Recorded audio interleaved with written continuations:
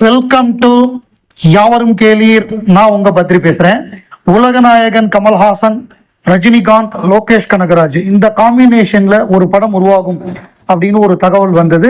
அதுக்கப்புறம் அது கூலி படம் அந்த ரிசல்ட்டுக்கு அப்புறமாக பல்வேறு தகவல்கள் வருது. அதாவது அந்த படம் லோகேஷ் கனகராஜ் டைரக்ஷன் இல்லை. அது காரணம் ரஜினிகாந்த் ஒரு பேட்டி கொடுத்தாரு கோயம்புத்தூர் ஏர்போர்ட்ல. அவர் போற நேரத்துல ஜெயிலர் 2 படப்பிடிப்புக்காக பாலக்காடு போகும்பொழுது கோயம்புத்தூர் ஏர்போர்ட்ல இறங்கி அங்க பேட்டி கொடுத்தாரு. இன்னும் கதை முடிவாகல, இயக்குனர் முடிவாகல, ஆனா ஒரு படம் பண்ண போறோம், அது ராஜ்கமலும் ரெட் ஜெயண்ட்டும் சேர்ந்து பண்ண போறாங்கன்னு அவரு ஷூரா சொல்லிட்டாரு. ஸோ அது ஒன்று.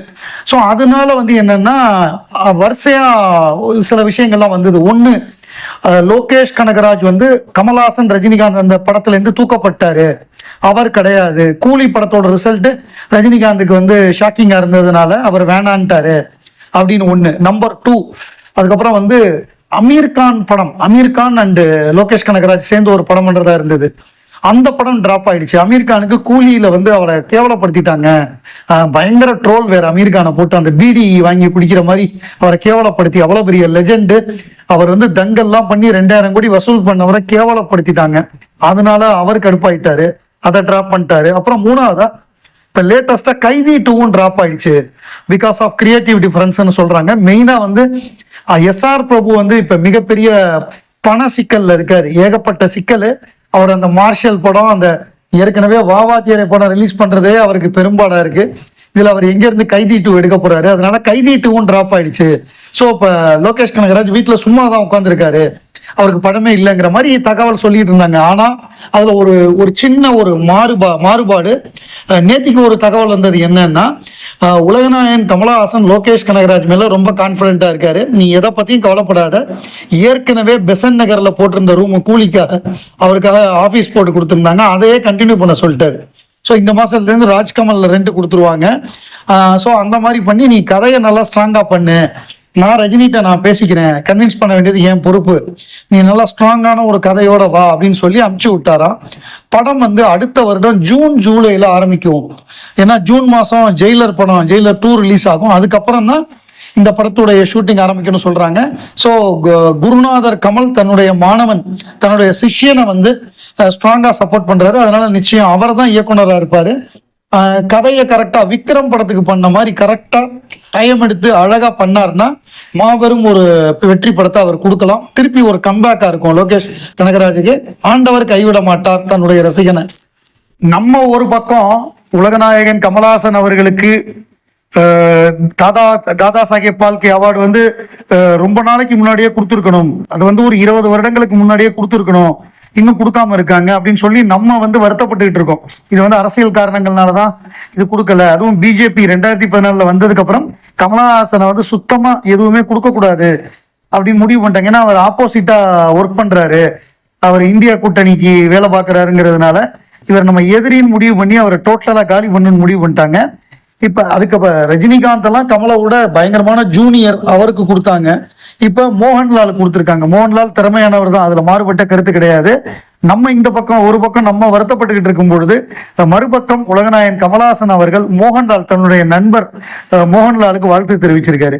மோகன்லால் கமல் 50க்கு வந்திருந்தாரு. கமல் 50க்கு வந்திருந்து கமலை பீட் பண்ணணும்னா அது கமலால தான் முடியும், வேற யாரும் ட்ரை பண்ணாதீங்க, because it is not possible அப்படின்னு சொல்லி ரொம்ப அழகா உலகநாயகன் கமல்ஹாசன் அவர்களை பாராட்டி பேசினாரு. நம்மளோட சேர்ந்து உன்னை போல் ஒருவன் படத்துல ஒரு அருமையான கேரக்டர், அந்த போலீஸ் ஆபீசர் ரோல், இந்த அனுபம் கேர் பண்ண ரோல், வெட்னஸ்டேல நசுருதீன் ஷாவும் அனுபம் கேரும் பண்ணியிருப்பாங்க. அந்த வெட்னஸ்டேயோட ரீமேக் தானே உன்னை போல் ஒருவன். அந்த நசுருதீன் ஷா பண்ண ரோல் தான் உலகநாயகன் கமல்ஹாசன் பண்ணாரு. அந்த இன்னொரு ரோல், அந்த போலீஸ் அனுபம் கேர் பண்ண போலீஸ் கேரக்டர் மாறார் அப்படிங்கிற கேரக்டரை நம்ம மோகன்லால் பண்ணாரு. பிரமாதமா பண்ணியிருந்தாரு. அவருக்கு கொடுக்கப்பட்ட பாத்திரத்தை சூப்பரா பண்ணியிருந்தாரு. ஸோ இது 2 பேருக்குமே நல்ல நட்பு உண்டு. கமலுக்கு பிடித்த நடிகர் மோகன்லால். 80s காலத்துல இருந்து அவருக்கு ரொம்ப பிடித்த நடிகர். பல பேட்டிகள்லையும் குறிப்பிட்டிருக்காரு, மோகன்லால் தான் எனக்கு ஃபேவரட் ஆக்டர் அப்படின்னு. அவருக்கு ராபர்ட் டி நீரோவை ரொம்ப பிடிக்கும். ஹாலிவுட்ல மிக தீவிரமான ராபர்ட் டி நீரோ ஃபேனு. இங்க அவருக்கு இந்தியாவில் அவருக்கு மோகன்லாலை ரொம்ப பிடிக்கும். அவர் மோகன்லாலுக்கு பாராட்டி ஒரு ட்வீட் போட்டிருந்தாரு. Delighted to see my dear friend Lalettan Mohanlal honored with the Dada Saheb Phalke Award, a true artist whose craft has touched millions and will continue to inspire generation. A richly deserved recognition அப்படின்னு சொல்லி recognition அப்படின்னு சொல்லி பாராட்டியிருக்காரு. இதுல என்னன்னா தனக்கு கொடுக்கல, அதாவது தான் அவரை விட அடுத்தாப்புல உள்ளவங்களுக்குலாம் கொடுக்குறாங்க. கமல் வந்து 1954 பிறந்தவர், 1959 அவர் நடிக்க வந்துட்டாரு, 60 நேஷனல் அவார்டே வாங்கிட்டாரு. அவர் குழந்தை நட்சத்திரமா நடிச்சு களத்தூர் கண்ணம்மாக்கு. அப்படிப்பட்டவருக்கு 2025 வரை தாதா சாஹேப் பால்கே கொடுக்கல அப்படிங்கிறது வந்து இது வந்து மிக மிக அரசியல் காரணங்கள் தான். அதை பத்தி நம்ம கவலைப்பட தேவையில்லை. அவர் இதை விட பெரிய அங்கீகாரம் உலக லெவல்ல அவருக்கு கிடைக்கும். மோகன்லாலுக்கு கிடைத்தது மகிழ்ச்சி. அவரை இதை பத்திலாம் கவலைப்படாம சக கலைஞரான திறமையான கலைஞரான மோகன்லாலை வாழ்த்திருக்காரு. மோகன்லாலுக்கு நம்முடைய பாராட்டுகள், வாழ்த்துக்கள். மேன்மக்களே, உலகநாயகன் கமலஹாசன் அவர்கள் தக் லைஃப் படத்தை வந்து இதுல ரிலீஸ் பண்ண விடலை, கர்நாடகால ரிலீஸ் பண்ண விடலை. அவங்க வேற ஒரு அரசியல் காரணங்கள் தான், அதுவுமே அரசியல் காரணங்கள் தான். அந்த ஐபிஎல் நடந்து முடிஞ்சு வெற்றி பெரேடுன்னு ஒன்று நடத்துனாங்க. அதுல ஏகப்பட்ட பேர் செத்து போயிட்டாங்க.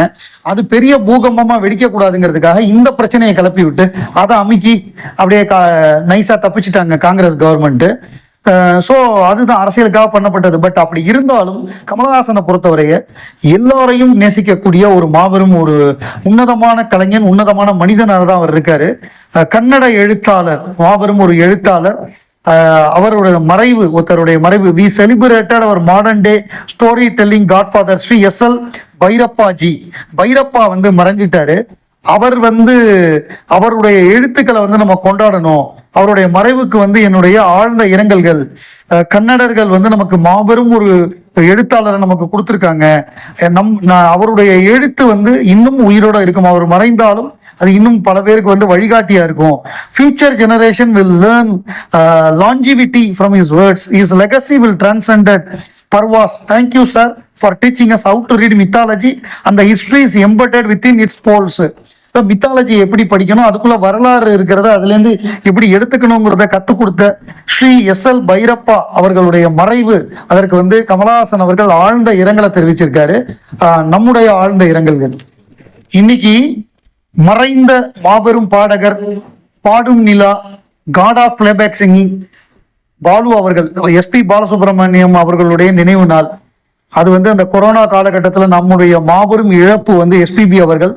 அவர் மாதிரி ஒரு குரல், அவர் மாதிரி ஒரு பாடுறதுக்கு இன்னொரு பாடகர் பிறந்து வரணும். அதுக்கு வாய்ப்பே கிடையாது. அதாவது ஒரு நூற்றாண்டுக்கு ஒரு முறை இந்த மாதிரியான ஒரு திறமையாளர்கள், ஒரு எஸ்பி பாலசுப்ரமணியம், கமல்ஹாசன், சச்சின் டெண்டுல்கர் மாதிரியான திறமையாளர்கள் பிறப்பார்கள். ஒன்ஸ் இன் மில்லேனியம் தான் பிறப்பாங்க. அப்படிப்பட்ட மாபெரும் திறமையாளர் எஸ்பிபி அவர்கள். அவரோட குரல், அவர் பண்ணாத விஷயங்களே கிடையாது. அவர் வந்து எல்லா மொழிகள்லையும், தமிழ், தெலுங்கு, கன்னடம், மலையாளம், ஹிந்தி, எல்லா மொழிகள்லையும் பாடியிருக்காரு. 40,000க்கு மேற்பட்ட பாடல்கள் பாடியிருக்காரு. 6 முறை தேசிய விருது வாங்கியிருக்காரு. 4 வெவ்வேறு மொழிகளுக்கு தேசிய விருது வாங்கியிருக்காரு.